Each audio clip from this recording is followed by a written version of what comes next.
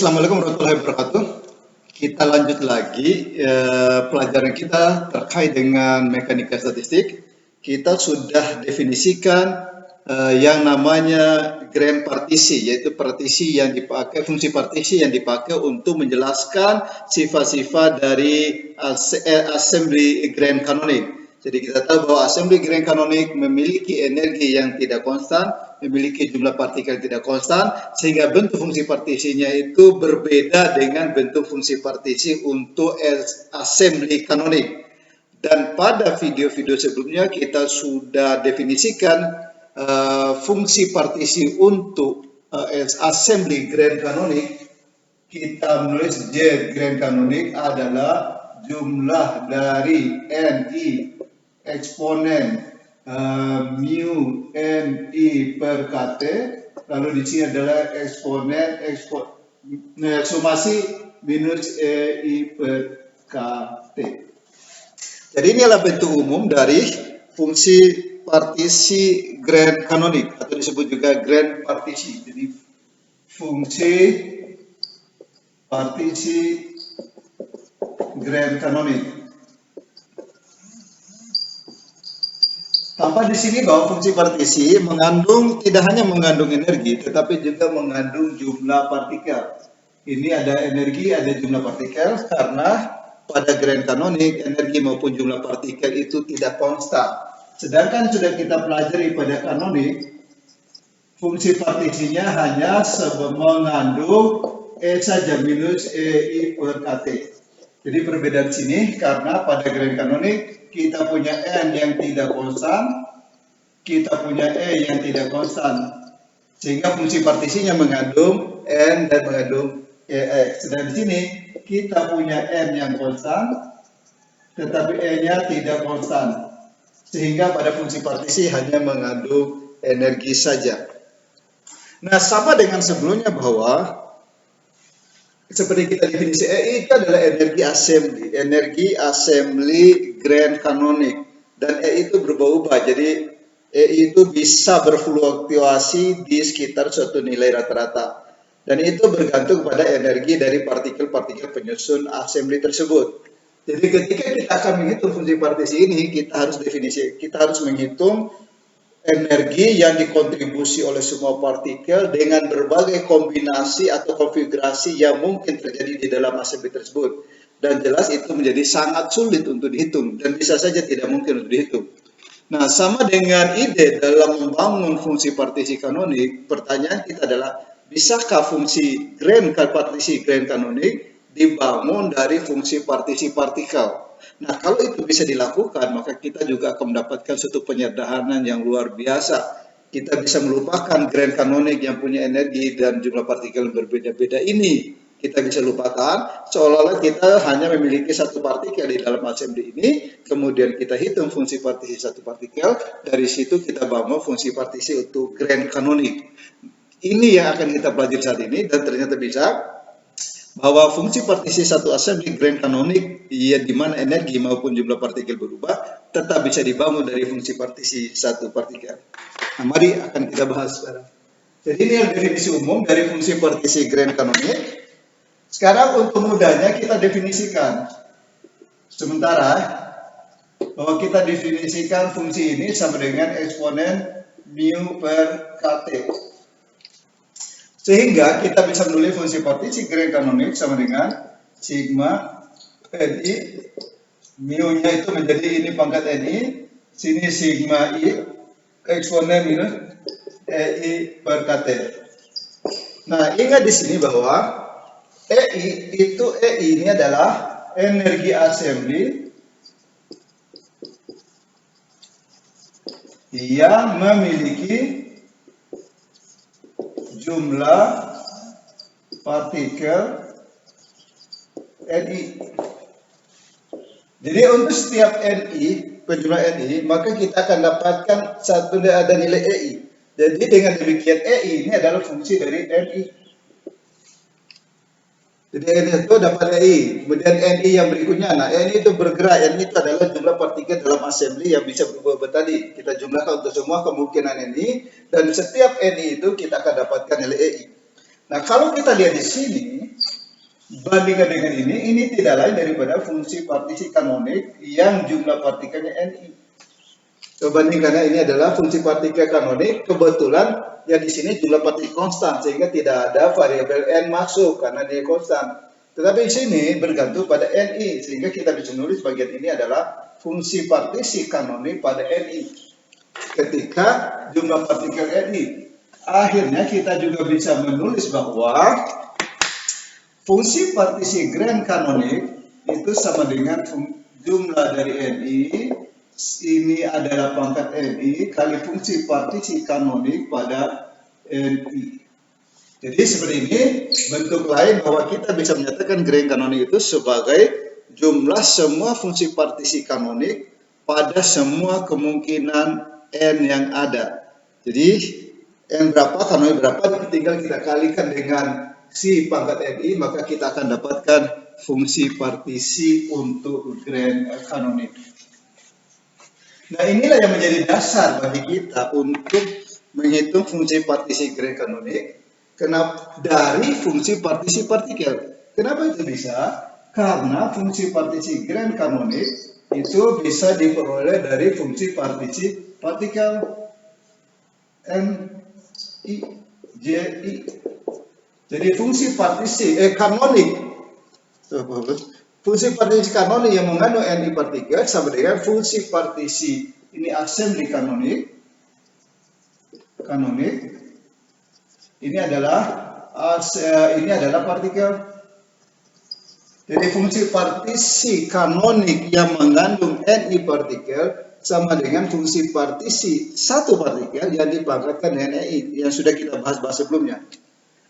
Tetapi kita akan bahas suatu kasus semi klasik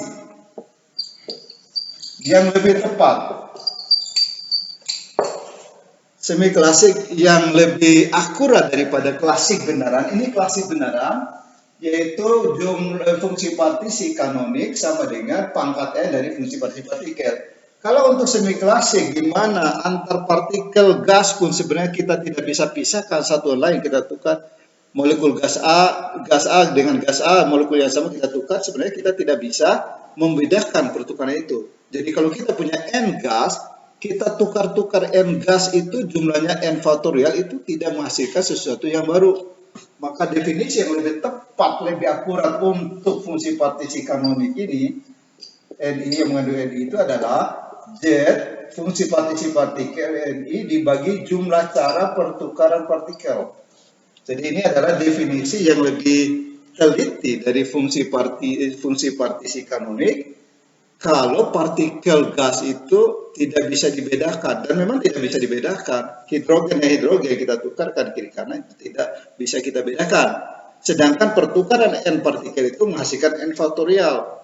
Nah, karena pertukaran itu sebenarnya tidak menghasilkan sesuatu yang baru, maka kita harus bagi N faktorial dari fungsi partisi yang ada ini.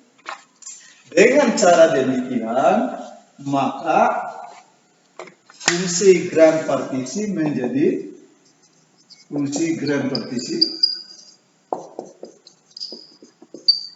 bisa ditulis untuk kasus ini, untuk gas semi klasik, untuk kasus semi klasik. Jadi kita masih lari ke klasik, tapi klasik yang semi klasik. Sehingga ZG itu adalah sigma Ni, lalu ini C pangkat Ni, ini Z pangkat Ni dibagi Ni faktorial. Ini bisa kita tulis sebagai sigma Ni, ini C, Z itu kita pangkat Ni, lalu Ni faktorial. Nah, kita lihat definisi ini kan tidak lain daripada bisa ditulis sebagai N, Xn di pangkat N faktorial. Nah, ini kita tahu hasilnya adalah eksponen X. Ya, jadi kalau ada penjumlahan begini, suatu fungsi pangkat N lalu bagi N faktorial, maka hasilnya ada eksponen dengan asumsi N itu dari 0 sampai tak berhingga. Sehingga untuk kasus semi klasik,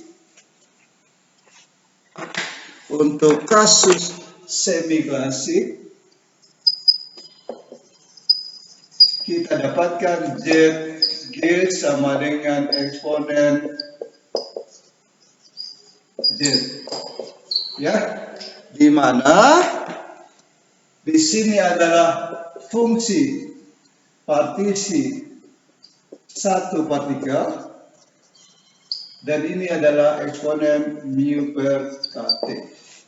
Nah, sini kita dapat bahwa ternyata fungsi partisi semi klasik, grand partisi semi klasik bisa diperoleh dari fungsi partisi satu partikel. Ini apa? Z itu adalah fungsi partisi satu partikel adalah Gs eksponen min Es per kT. Ini adalah energi satu partikel, tingkat energi partikel. Ini adalah rapat keadaan partikel sehingga kita dapat fungsi partisi partikel. Jadi dari sini jelas bahwa fungsi grand partisi yang harusnya dihitung dari fungsi partisi energi assembly bisa dihitung dari fungsi partisi partikel, ya berarti dari energi partikel lalu kita kalikan dengan faktor ini lalu di eksponen, nah itu adalah fungsi partisi dari grand assembly semi klasik, ya. Partisi grand assembly semi klasik kita dapat seperti ini. Dan itu menjadi mudah karena pada akhirnya kita hanya menghitung untuk satu partikel. Jadi assembly kita itu seolah-olah hanya mengandung sebiji partikel. Ini adalah suatu penyederhanaan yang luar biasa juga. Ternyata kita bisa mendapatkan fungsi partisi, grand partisi dari satu partikel. Kemudian setelah itu didapat apa yang diperoleh? Ya persamaan keadaan. Persamaan keadaan yaitu PV dibagi KT sama dengan ln dg. Kalau ini kita ln jadi sigma Z. Jadi persamaan keadaan untuk semi klasik ini, gas semi klasik, bahwa PV per KT adalah perkalian dari ini dengan ini. Nah kemudian kita ingat ini apa ini? Kita ingat di buku ini, kita lihat buku fisika statistik ini, kalian bisa baca buku fisika statistik ini. Di sana ada untuk Maxwell-Boltzmann, untuk distribusi Maxwell-Boltzmann, kita dapatkan jumlah partikel itu adalah eksponen A, eksponen minus ES kali GS, eksponen min ES per KT. Jadi cek lagi fisika statistik ya, bahwa ada rumus ini bahwa jumlah partikel pada grup S sama dengan eksponen A. Eksponen A, nah eksponen A ini tidak lain dari eksponen mu per KT. GS eksponen min ES per KT. Atau ini tidak lain daripada C. Di sini, tidak C. GS eksponen min ES per KT. Nah, kalau ini kita jumlahkan semua MS sama dengan ini C-nya konstan sigma GS eksponen min ES per KT. Ini jumlah untuk semua N berarti jumlah partikel di dalam distribusi Maxwell-Boltzmann. Ini apa? Ini tidak lain dari fungsi partisi partikel. Sehingga kita dapatkan di sini bahwa N sama dengan C kali Z.